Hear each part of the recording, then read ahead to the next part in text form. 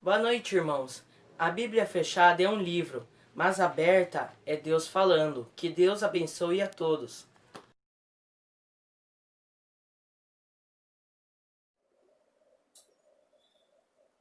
Como é bom ver o Felipe dando abertura aqui do nosso culto na Igreja Batista Videira.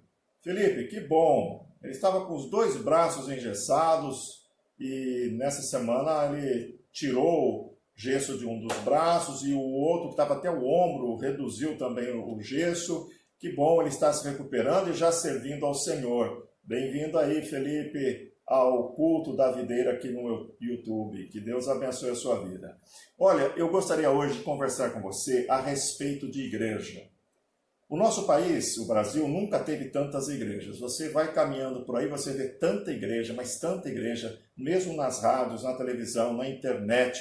E é tanto pastor, tanto bispo, tanto apóstolo, tanto patriarca, tanta coisa que se fala de igreja. Olha, eu vou dizer uma coisa para você. Tome cuidado com as igrejas.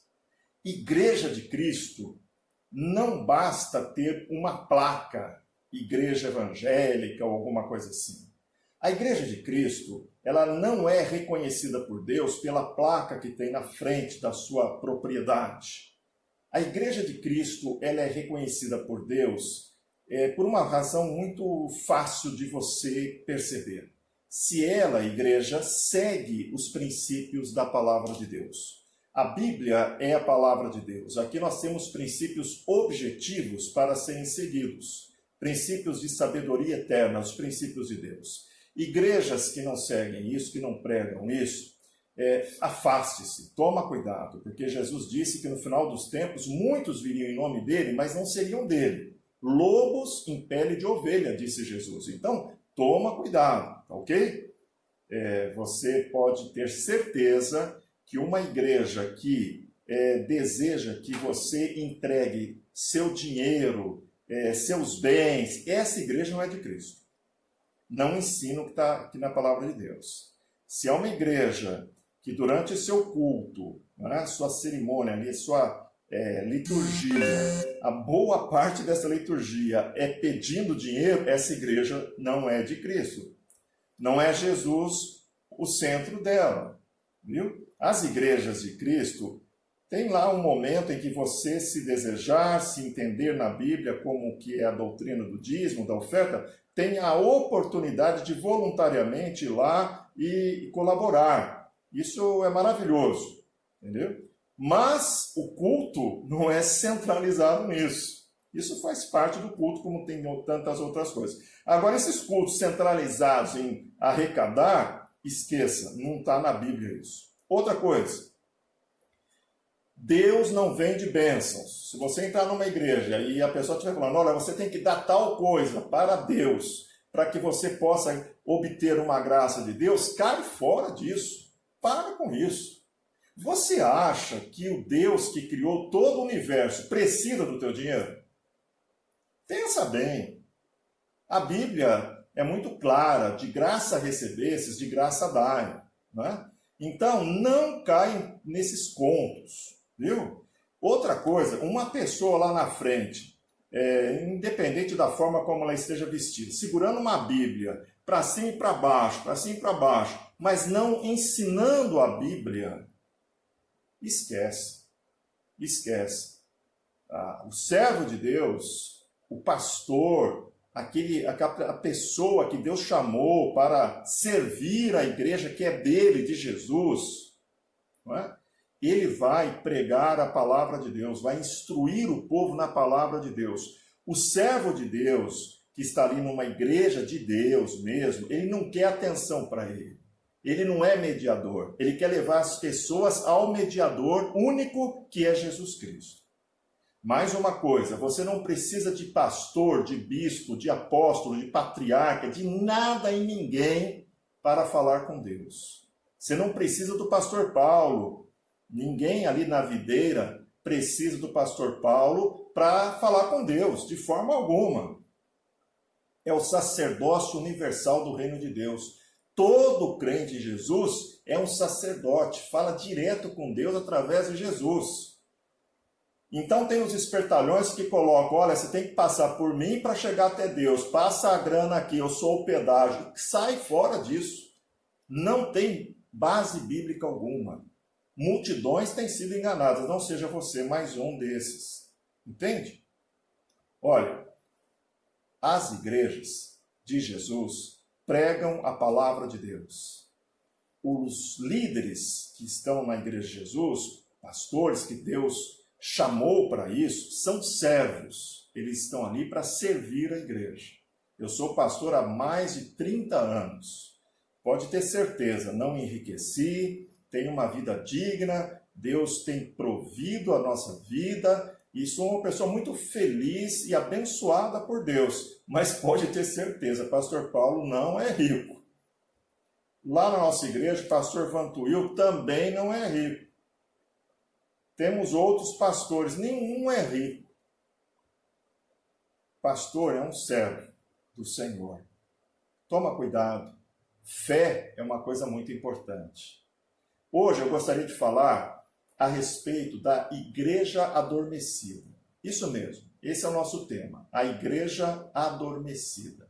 E para tanto, eu gostaria de ler para você a palavra de Deus em Marcos, no capítulo 10, versículos 46 a 52. É a narrativa do encontro de Bartimeu, cego de Jericó, com Jesus. É um texto lindo. Veja só o que a Bíblia diz, nós vamos colocar o texto aqui. Marcos, capítulo 10, a partir do verso 46.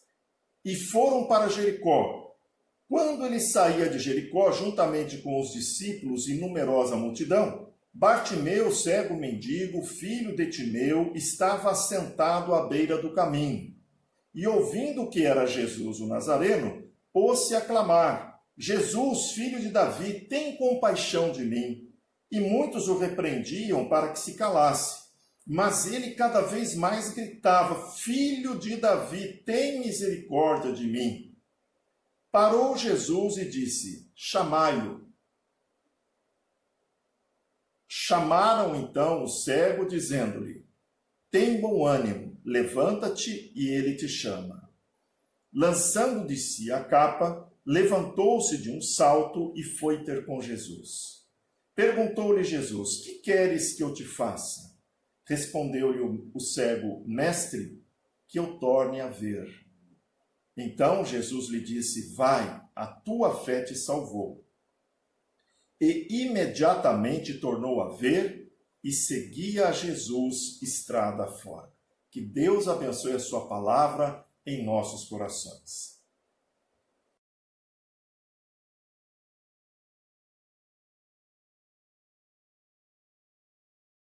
Neste texto da Bíblia, nós vemos esta história linda de um homem cego que ficava ali no caminho, bem à porta de Jericó, uma cidade muito antiga e mencionada na Bíblia, inclusive no Antigo Testamento, na época de Josué. E ali nós vemos um cego que usa a sua audição para perceber que Jesus estava passando por perto. E ele então vê a oportunidade de sua vida. E ele começa a clamar, a gritar por Jesus: Tem misericórdia de mim. Que cena linda deve ter sido esta. Aquela multidão acompanhava Jesus, que estava cercado por seus discípulos. Os seus discípulos ali, eles formavam o embrião da igreja cristã. Era o nascimento, o surgimento da igreja cristã, a nova aliança de Deus com a humanidade, a igreja de Cristo. Ali estava o seu embrião, a sua gênese. E aquele mendigo estava clamando, gritando, ele pedia socorro para Deus, para Jesus.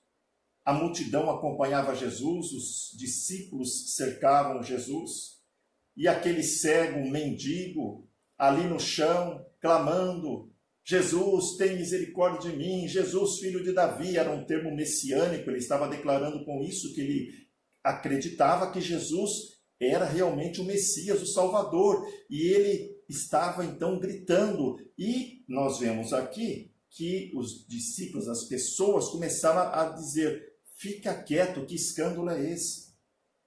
Mas ele não se importou com isso não, com essa repreensão da igreja de Cristo.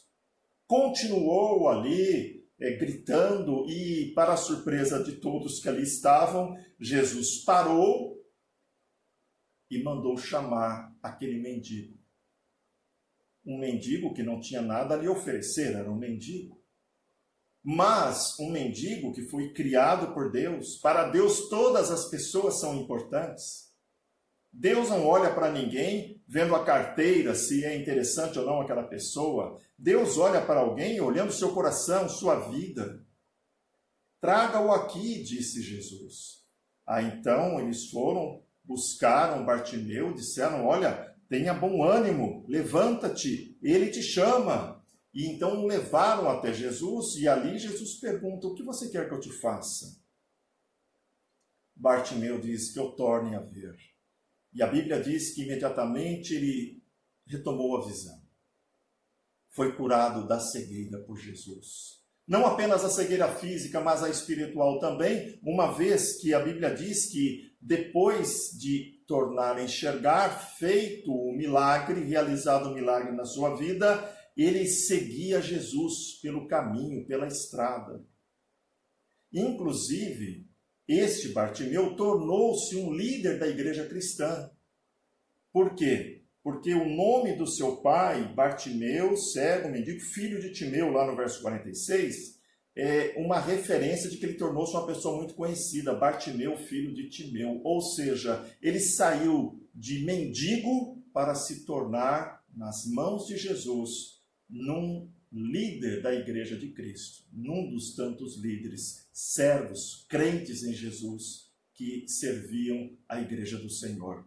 Eu imagino Bartimeu testemunhando para outras pessoas, dizendo: eu era um mendigo, um cego, mas um dia lá em Jericó, eu clamei por Jesus, mandaram eu calar a boca, eu não calei, e ele me deu visão física e espiritual, e agora ele é o meu Senhor, meu Salvador. Que bênção! Que linda a história de Bartimeu. Mas não quero focar em Bartimeu. Não. Eu quero focar nos discípulos. Eles ali representam a igreja. E eles fazem um papel que a igreja não deve fazer. Ali eu vejo a igreja adormecida. Por que digo isso? Primeiramente, nós vemos que os discípulos, eles estavam seguindo a Jesus, mas não estavam olhando na mesma direção de Jesus. Jesus, ele estava olhando para as pessoas pobres, pessoas necessitadas, pessoas carentes, pessoas angustiadas. E por que eu digo isso? Porque os discípulos, vendo e ouvindo um ser angustiado, um homem ali no chão, sujo, doente da cegueira, clamando por Jesus, eles não enxergaram aquele homem. Os olhos de Deus estão voltados para as pessoas que sofrem. Certa vez Jesus disse: vinde a mim todos que estáis cansados e oprimidos, e eu vos aliviarei. A igreja de Cristo, ela deve estar voltada, os seus olhos voltados para aqueles que sofrem. E como tem gente sofrendo? Como o mundo sempre teve gente sofrendo, e nos nossos dias não é diferente. Quanta gente está sofrendo? Sofrendo por problemas familiares, sofrendo porque os filhos estão nas drogas, sofrendo porque as meninas, as filhas estão encantadas com funk, com bailes horrorosos, sofrendo pelo desemprego, pelas injustiças sociais, sofrendo por essa pandemia terrível que enfrentamos, sofrendo pela desesperança, sofrendo com as pseudo-igrejas, as igrejas falsas, os falsos profetas que enganam as pessoas, sofrendo. A igreja de Cristo não pode ficar olhando para si, ela tem que olhar para onde Jesus olha, ou seja, olhar para aqueles que sofrem e estender a mão através do poder regenerador, do amor, da graça de Deus. Assim, a igreja adormecida é aquela que segue Jesus, mas não olha para onde Jesus está olhando. Ainda, a igreja adormecida é a igreja insensível. Ali temos um mendigo gritando.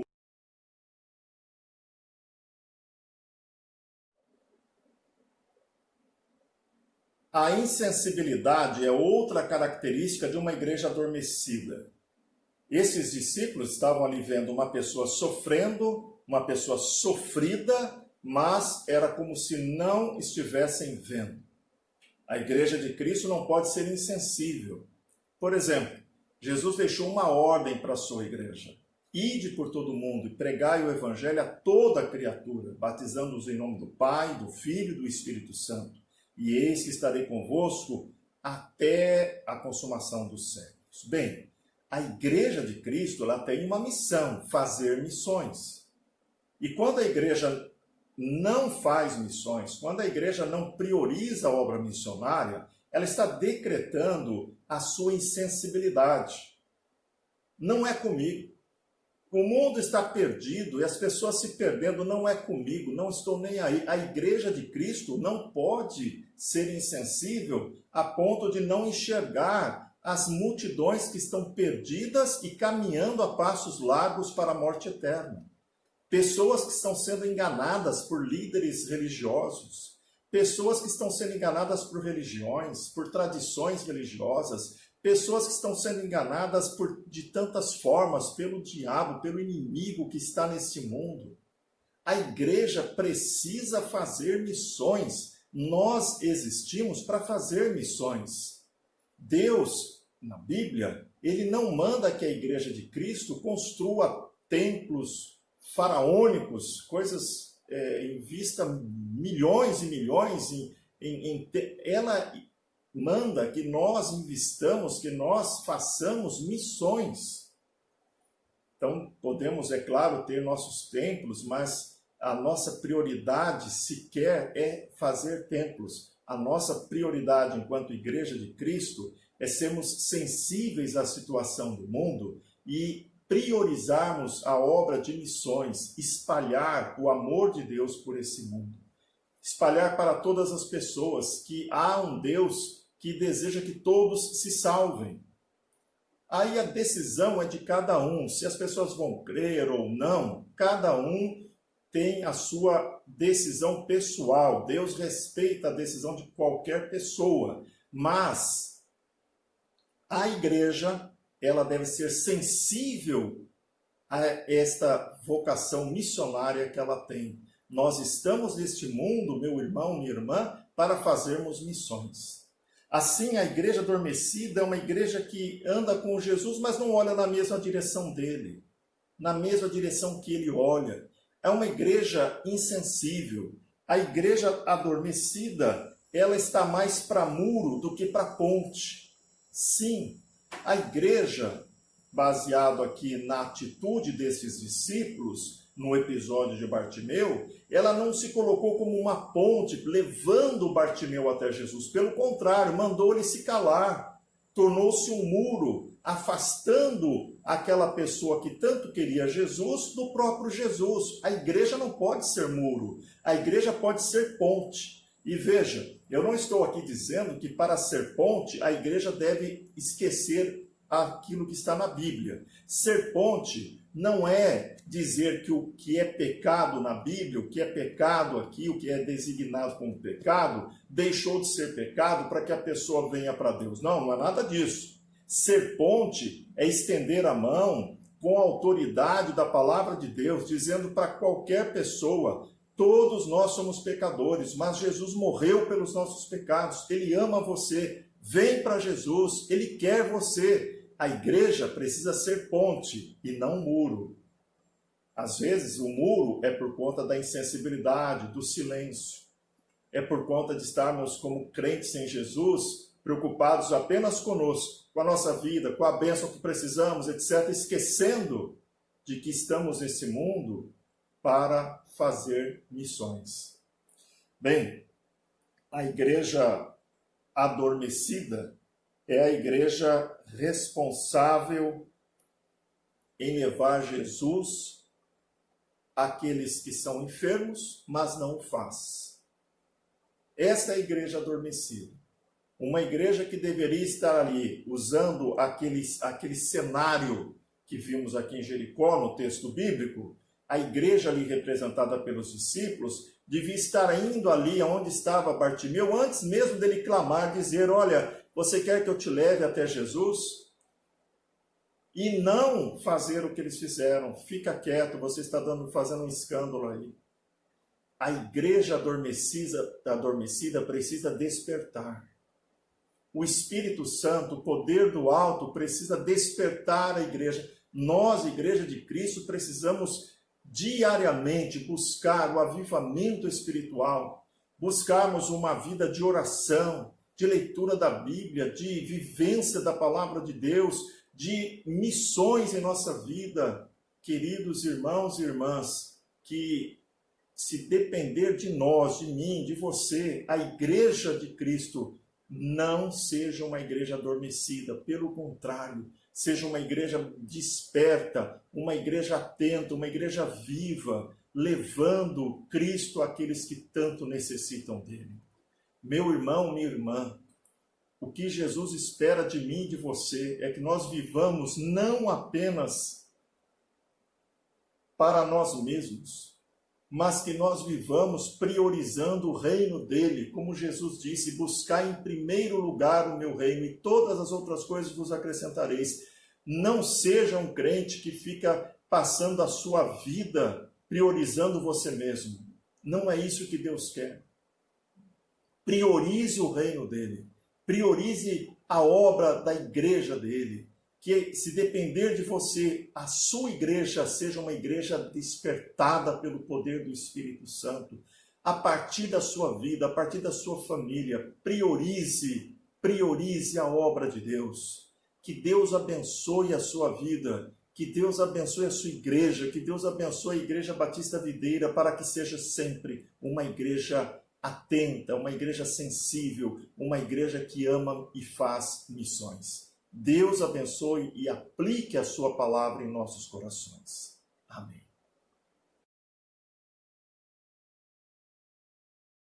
Estou ao terceiro dia, louvado seja seu nome. O nosso Deus, Criador dos céus e da terra, Ele é digno de honra, louvor, adoração. E por isso, nesta hora, nós prestaremos adoração ao nosso Deus. Adoremos ao Altíssimo.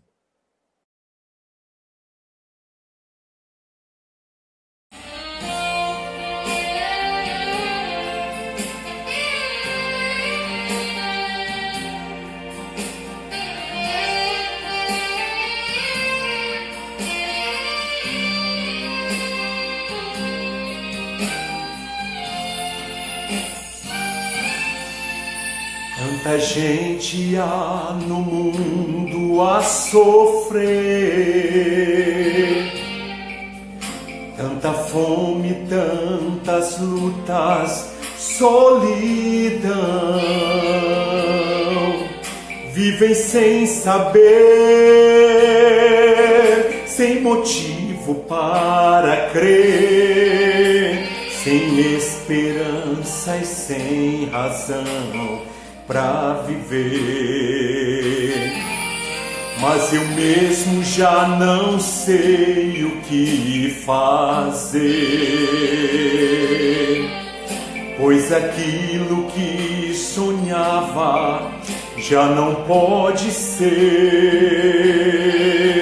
Tantas perdas eu já tive e pensei que certo fiz, e às vezes não entendo. Se me amas, sou teu filho, porque deixaste o meu coração entristecer? Pois eu tenho um plano pra você. Não pergunte por quê, mas para quê? Confia, pois te amo e sei o que é melhor. Existem espinhos no caminho Existem barreiras a vencer. Não perca a fé, pois estou com você.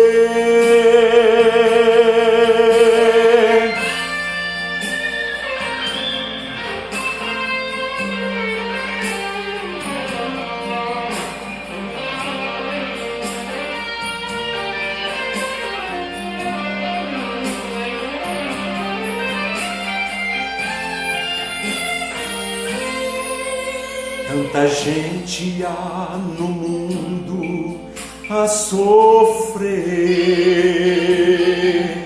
tanta fome, tantas lutas, solidão. Vivem sem saber, sem motivo para crer, sem esperança e sem razão pra viver. Mas eu mesmo já não sei o que fazer, pois aquilo que sonhava já não pode ser.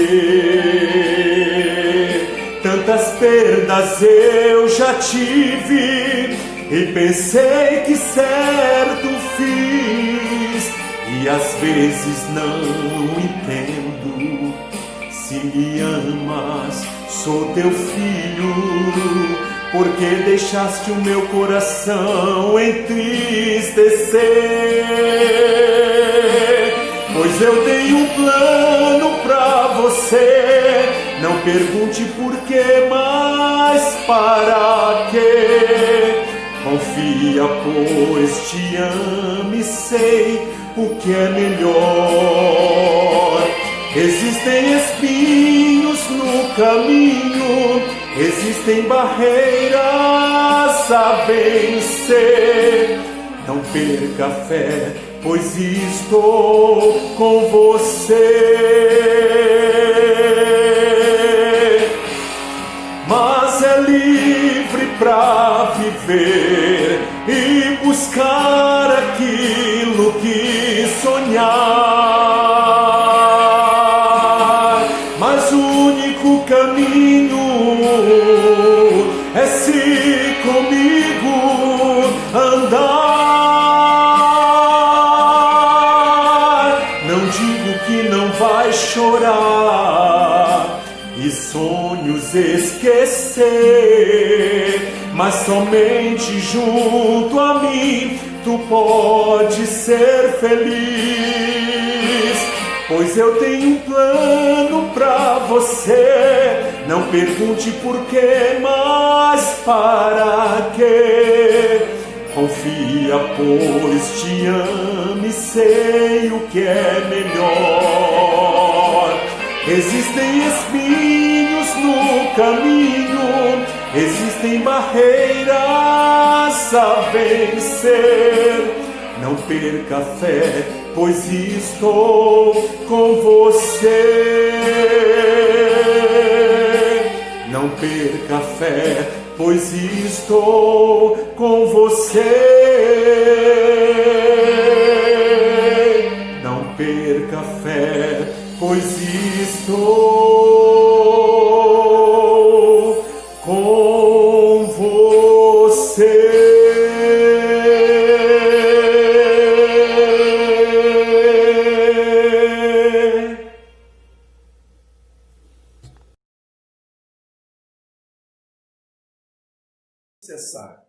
E agora nós vamos orar e convidamos a irmã Glorinha, a irmã Glória, para nos dirigir a Deus nesta oração. Oremos com a irmã Glória. Oremos, irmãos. Senhor e amado Deus, obrigada, Senhor Jesus, por mais um dia na Tua presença, Senhor. Obrigada porque o Senhor nos salvou, nos livrou, Senhor, do pecado, Deus. Somos muito gratos a Ti, ó Deus. Pai querido e amado, obrigada, Senhor Jesus, pela nossa igreja, pelos nossos irmãos, ó Deus, os seus familiares, ó Deus. Obrigada, Deus, porque o Senhor tem cuidado de nós, ó Deus. E obrigada pelos nossos pastores, obrigada, Senhor, pela nossa igreja lá em Ribeirão Branco, pelo nosso irmão missionário Geraldo, a irmã Silvana, Pai, pelos nossos irmãos lá da igreja, Senhor. Ó Deus, somos gratos a Ti, ó Deus, imensamente, Pai.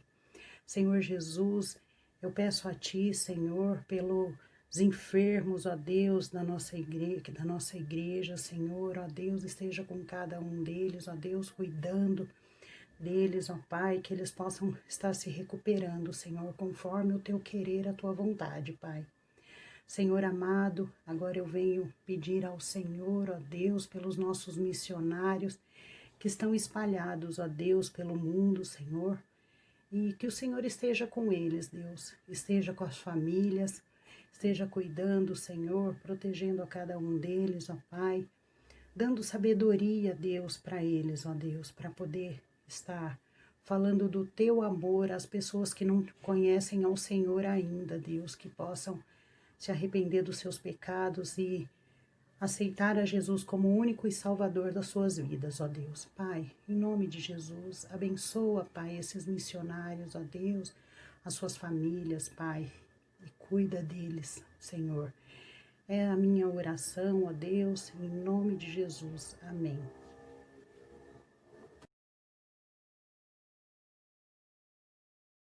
Tem uma agência missionária chamada Missões Videira.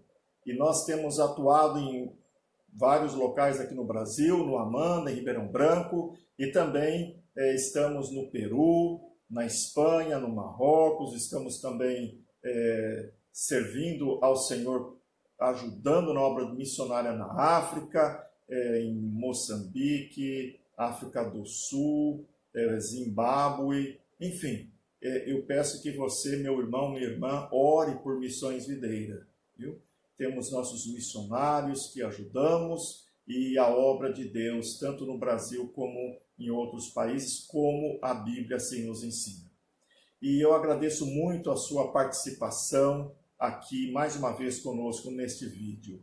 Nós agradecemos e pedimos que você deixe o seu like, que você se inscreva, ajude o nosso canal a atingir cada vez mais pessoas. Deus abençoe a sua vida, Deus abençoe a sua família.